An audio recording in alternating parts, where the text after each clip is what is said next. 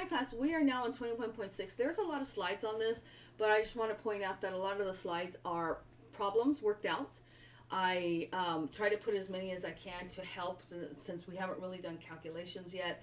And this whole thing is pretty much calculations. So the more problems I can give you and showing you how to work on, I feel are better. So kinetics, we're looking at radioactive isotopes that decay. They all decay at their own rates. Some are a fraction of a second. Some are billions and billions of years before they decay. This is mainly about half-lives, and half-life is the time it takes for a sample of an isotope to get to half of what it originally started at. So we're looking at it, say something at 100%, and as it starts decaying.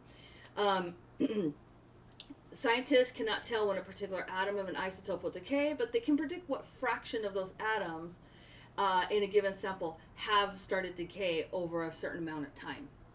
So this is in your book. I'm pointing out because I'm going to show you slides from where I take from another book, and they're presenting a little differently. So I'm going to give, that's one of the reasons why there's a lot of problems in this, because I'm giving you problems from that book, and they work out the problems differently than the way that your book does. And I want to show you both ways, depending on how you find it easier to do. As long as you plug in the correct stuff, either way is right. You get the same answer.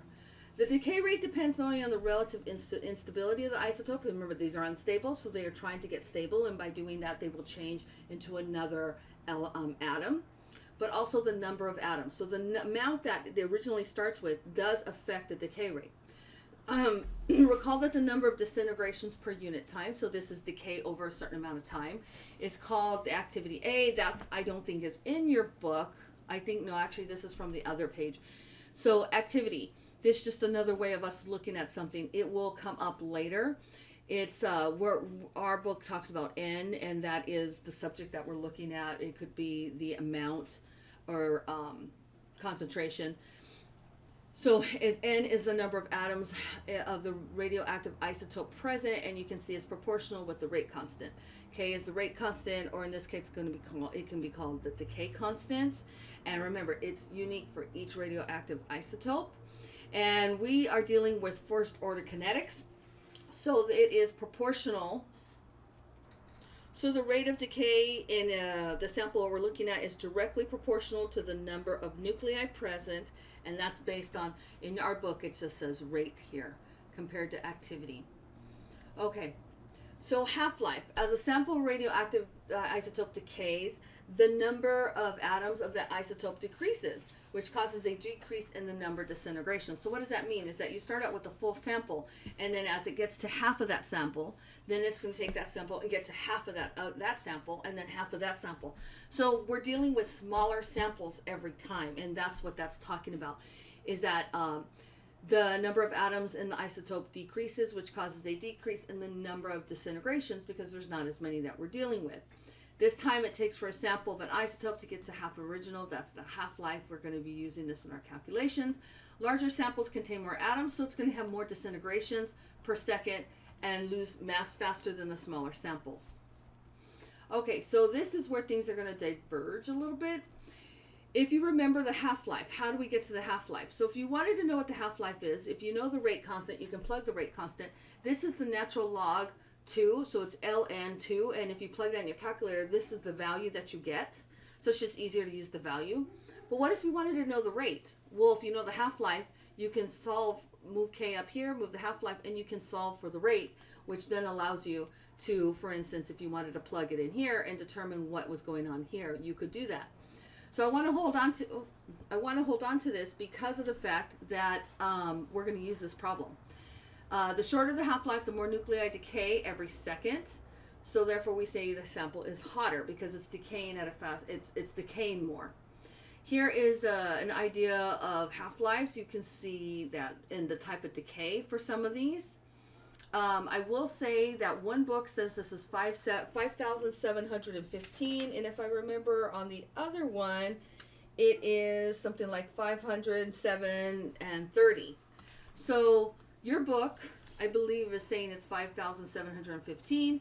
I'm using slides from another book, and it says 5,730. So if I didn't catch those, just be aware of the differences and go by what your book says. If it says 5715, we'll go by that. But I think in some one of the calculations I used 5730, and we're just gonna pretend that that didn't happen. And even in chemistry, like I told you, there's these weird little discrepancies, and I don't know where they come from.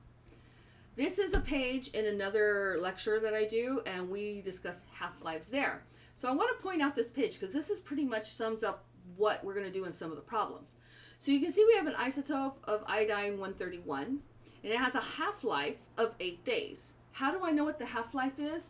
Because if I look at the first one, where you think of this as 100%, and then it goes a half-life of, which is now half. So how do I get that? Well, I divide by 2.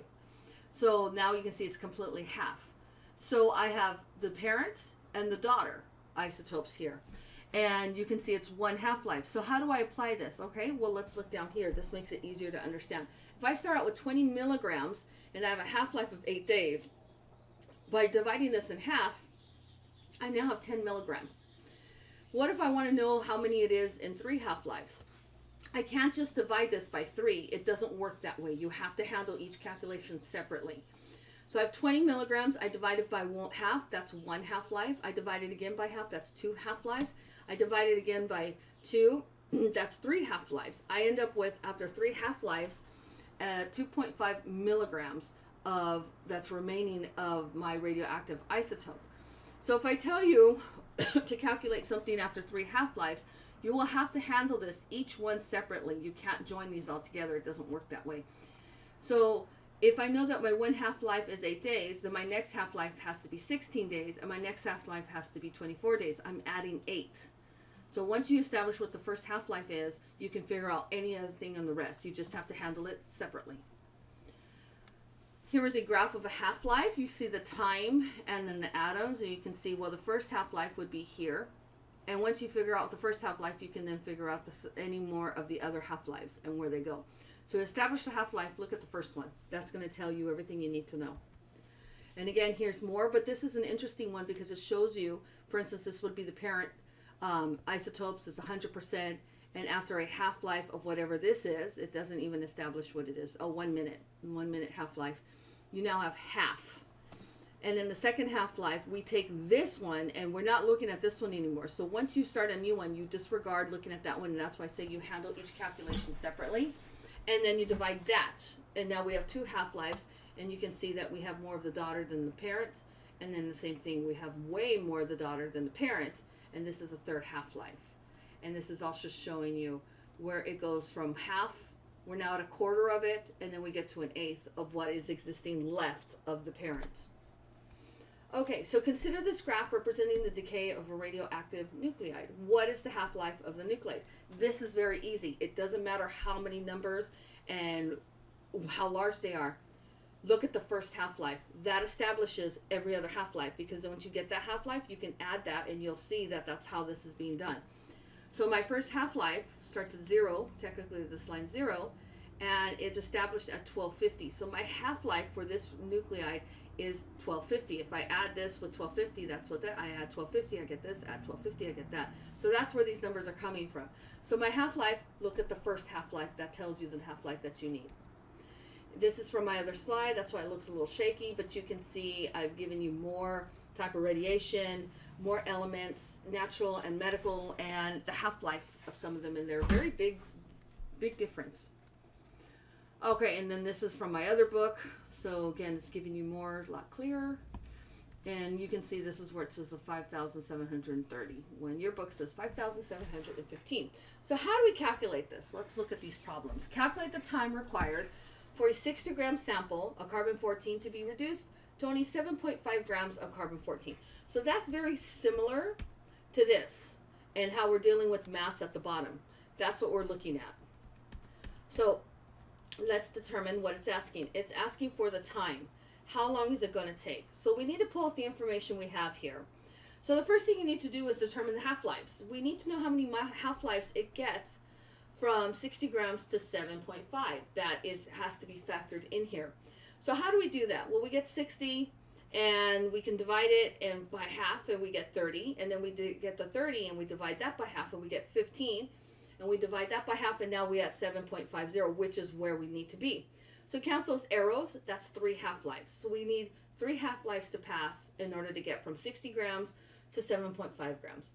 Now we can do dimensional analysis. Once we know what the half-life is, and one half-life in here, and I told you this is from another slide, is 5,730 years. We can set that up, 3 half-lives, set the half-lives on the bottom, and that tells us that it's going to take 17,200 years in order to get from 60 grams to 7.50 grams of carbon-14.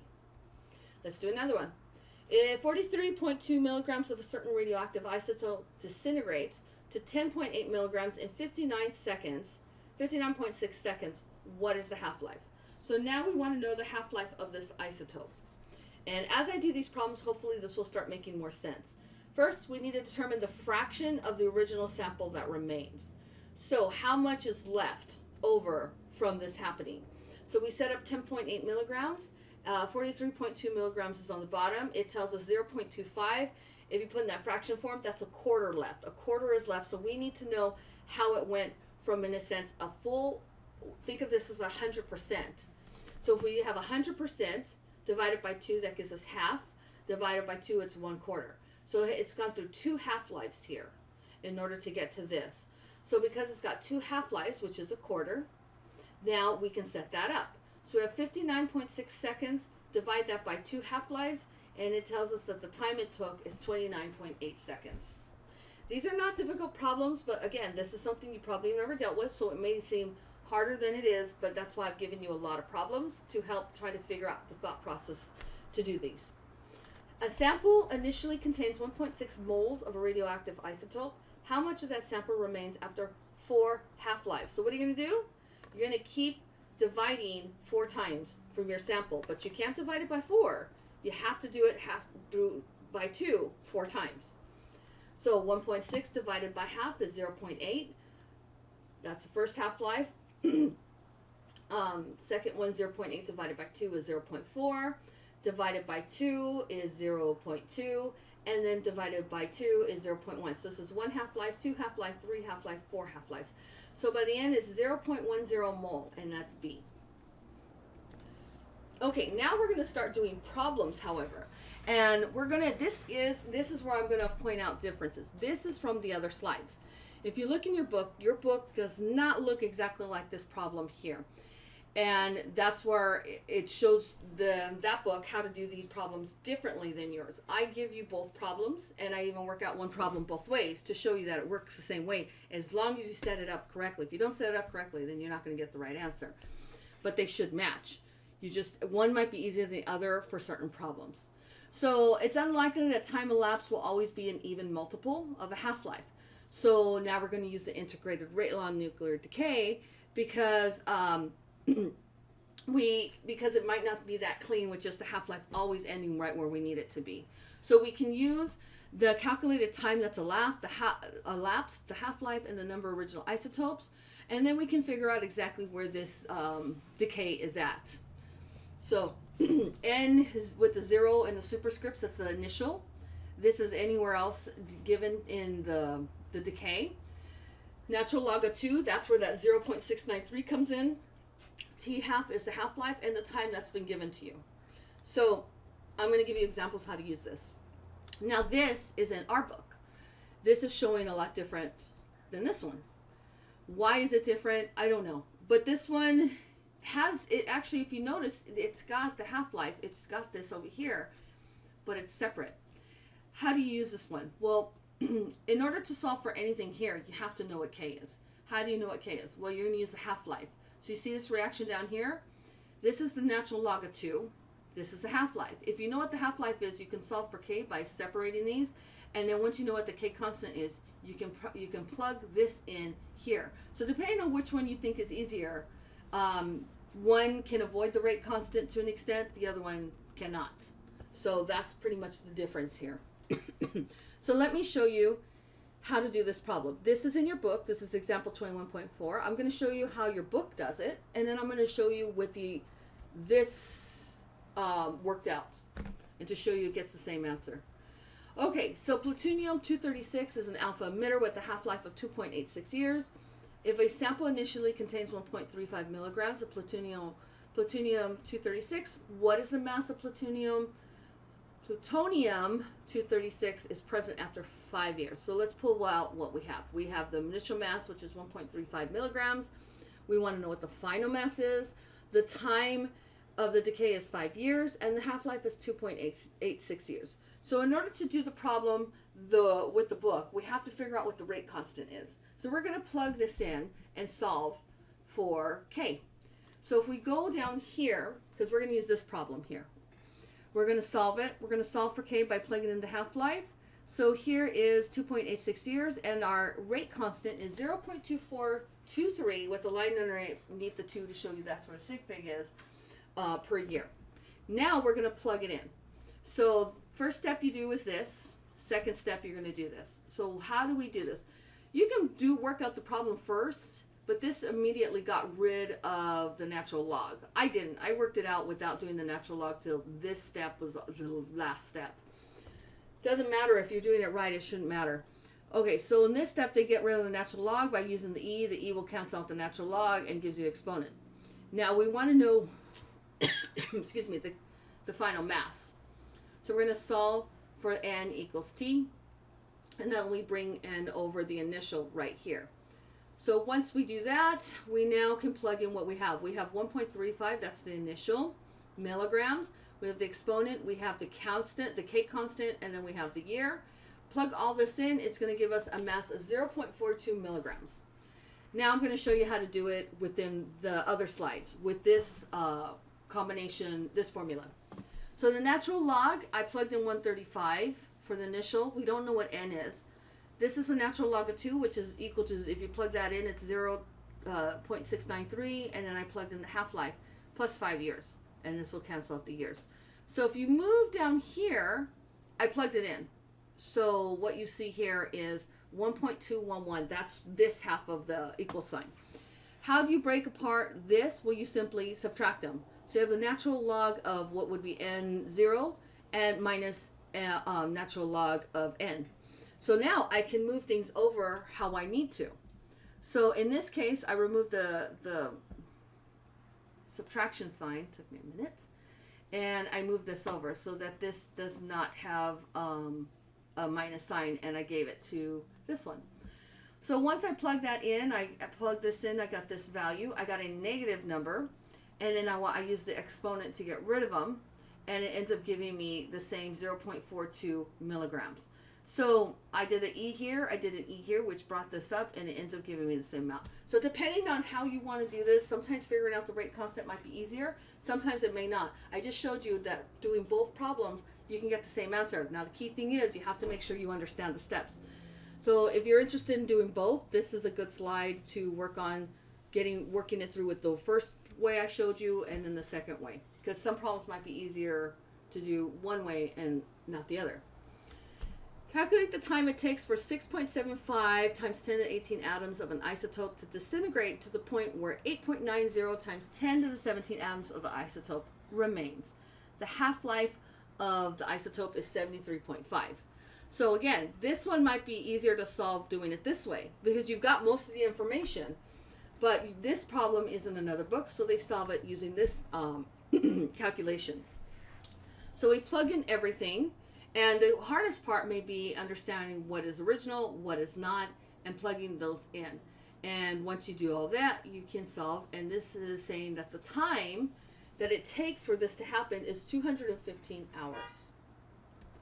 Okay, a particular isotope has a half-life of 17.9 minutes. How many atoms of this isotope remain after sample containing 4.00 times 10 to the 19 atoms is left for 21.2 minutes? Again, this is our slides. I have slides from our book as well, but the bad part about it is that they don't really give any examples. Where the other book I have used in the past gives me tons of examples, so that's why I use those. So start by evaluating the right side of the integrated rate equation and then solving for n over n. So in this case, we plug in everything that we have. So we get to this point of this is equal to this because we solve for what's in the middle, and then we use the exponent to cancel out the natural log, and it plugs in and it gives us 2.27. Now this is not done.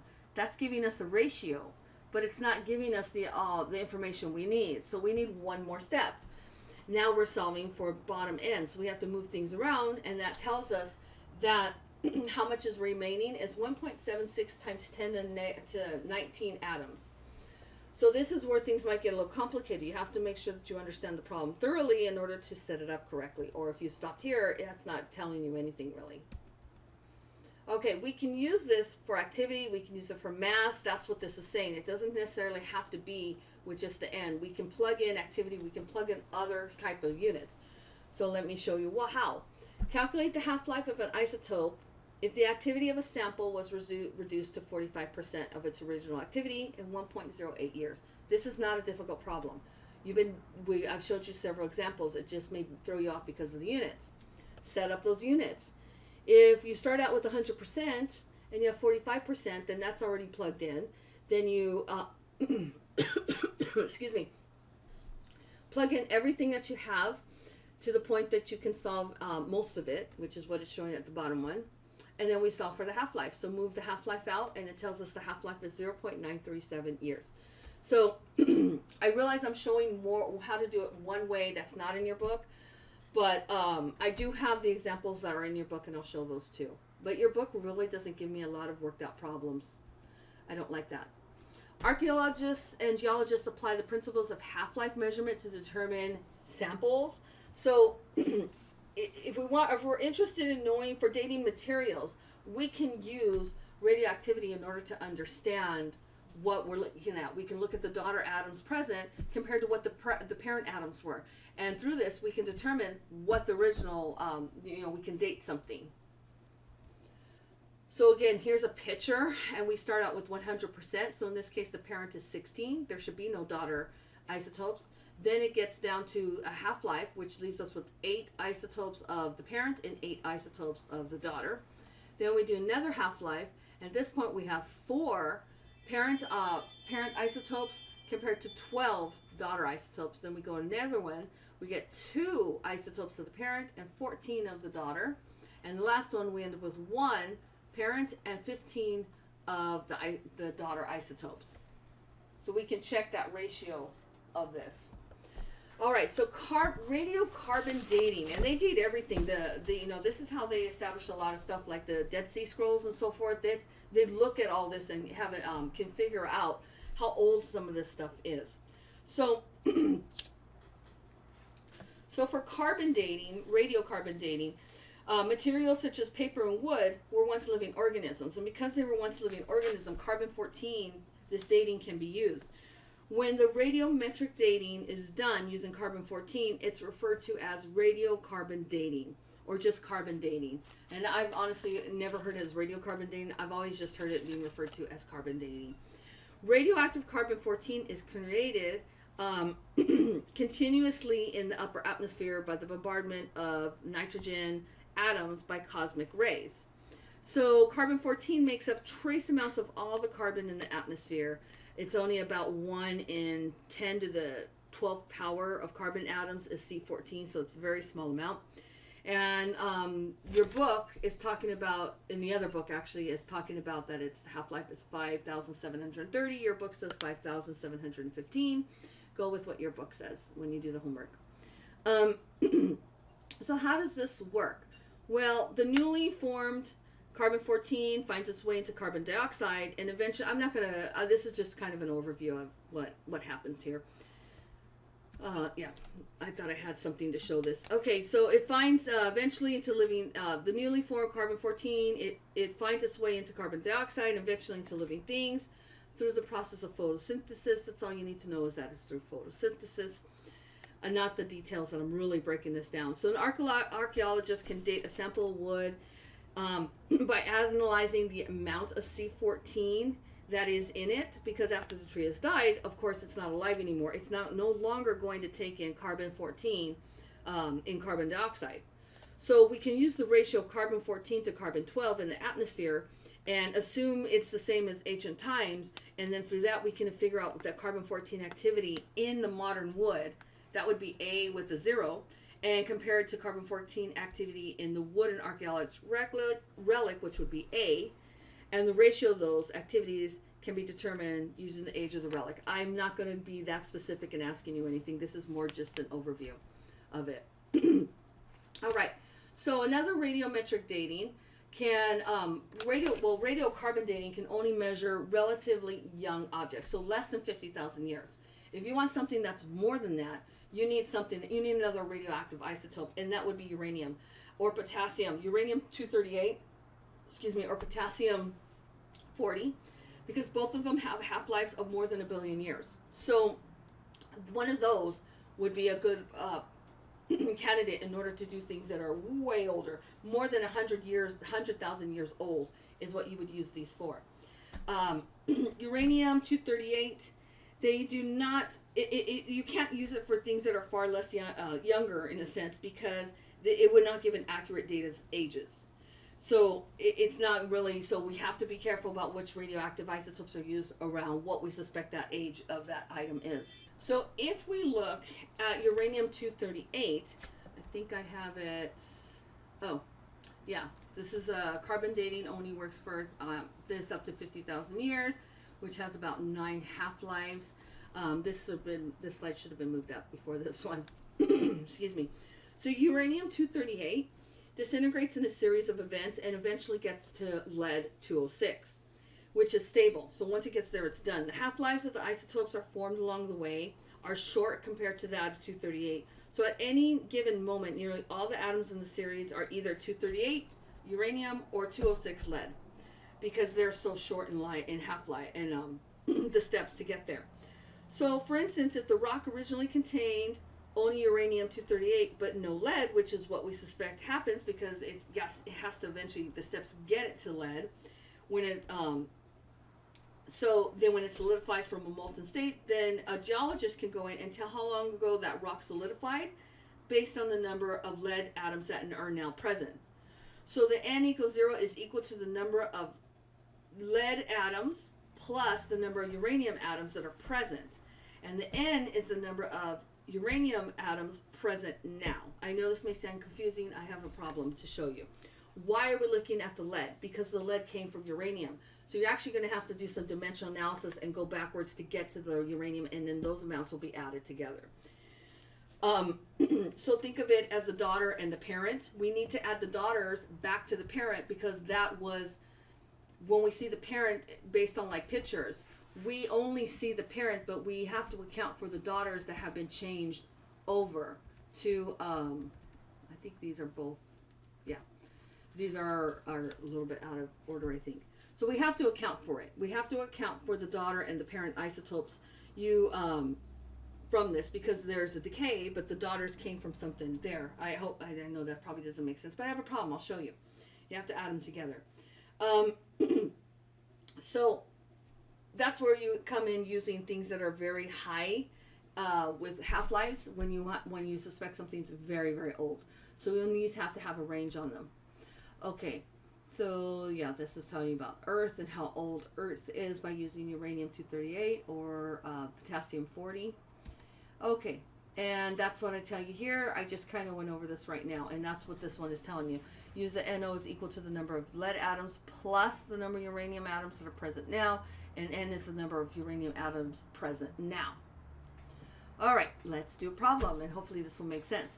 Calculate the age of rock that contains 3.40 times 10^15 atoms of 206 lead for every 1.32 10 to 16 atoms of uranium-238, assuming no lead was present when the rock solidified and no uranium or its daughter elements escaped from the rock.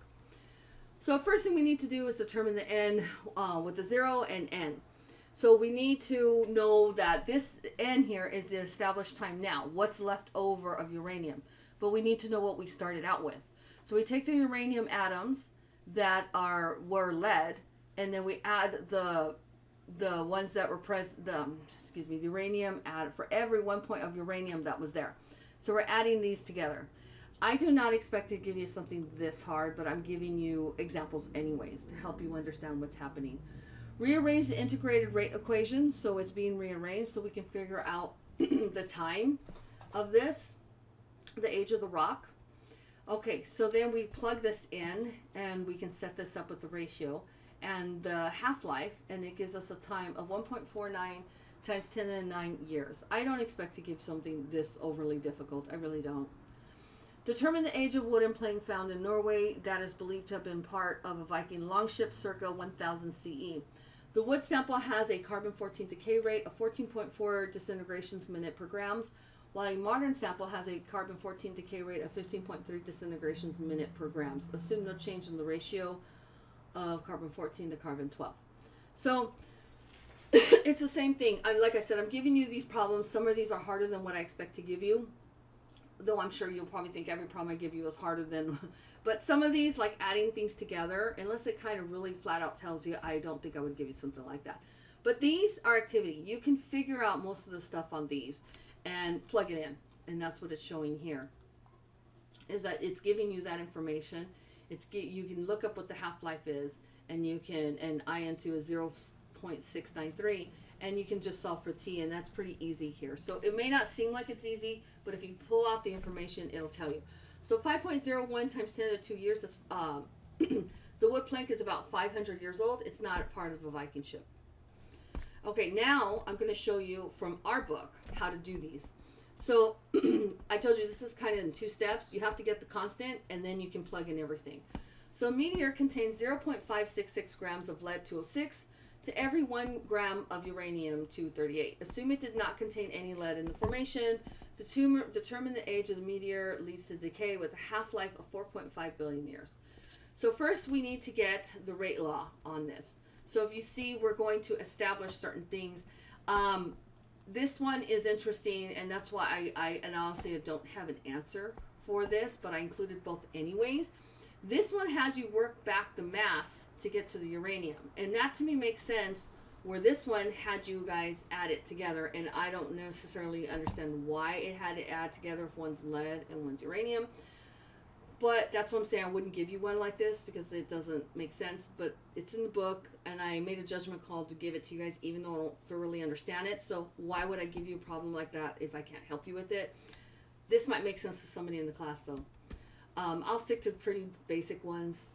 I don't think that you need something that drastic, but this one is in your book, and this one does make sense to me because why are you going to use lead when you can have the uranium and then add the uranium concentrations together?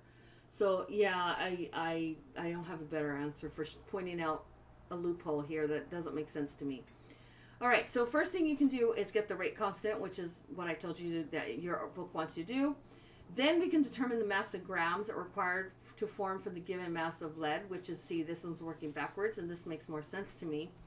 So once you have that, then you start out, then it also brings up that the initial mass includes the current mass of 1 gram plus the mass that has decayed. So that's what the 1 plus the amount that they just worked out is here.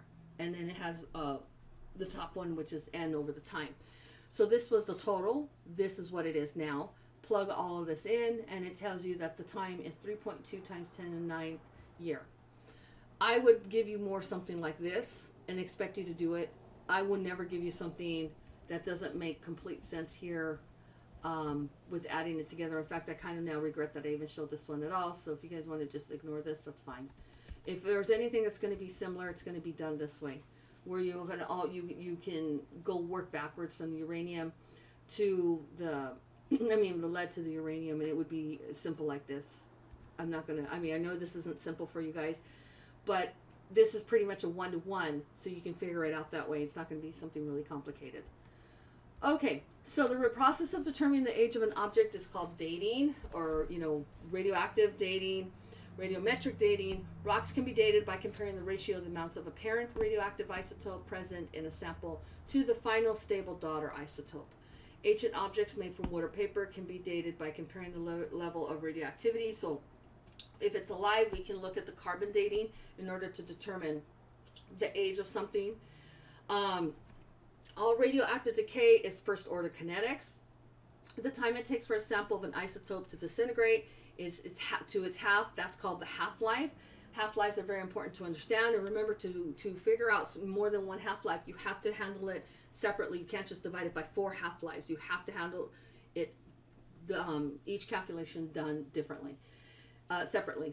Different radioactive isotopes have wildly different stabilities, and that's why they have way different half-lives. Some are seconds, milliseconds, others are billions of years. The rate of spontaneous radioactive decay for a given isotope is directly proportional to the amount that is there, the isotope present. Half of any given sample will disintegrate in 1/2